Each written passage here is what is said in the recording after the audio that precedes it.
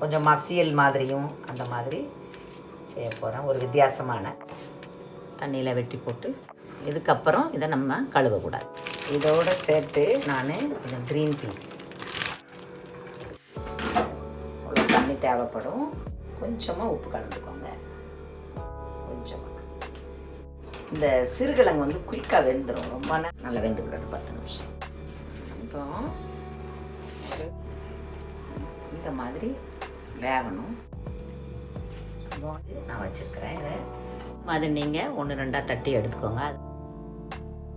கொஞ்சம் கடுகு, கொஞ்சோண்டு சீரகம். இது நல்லாயிருக்கும், ரைஸ்க்கும் நல்லாயிருக்கும். பிரிஞ்சி இலை ஒன்று போட்டிருக்கேன். பெருங்காயம், 2 மீடியம் சைஸ் வெங்காயம்,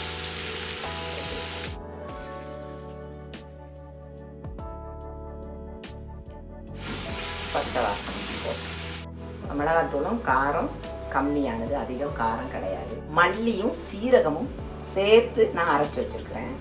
கொஞ்சமாக கலந்துவோம். நான் ஒரு மீடியம் சைஸ் தக்காளி உப்பு கலந்துருக்கோம். அதனால் பார்த்து உப்பு சேர்த்துக்கோங்க. இப்படி வச்சு நல்லா வதங்க.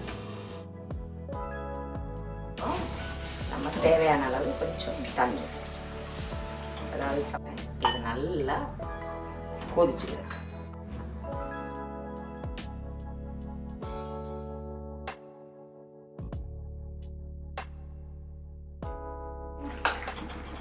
இந்த மாதிரி கரம் மசாலா சேர்த்துக்கிறேன். கொஞ்சம் பண்ணி போட்டுருவோம்.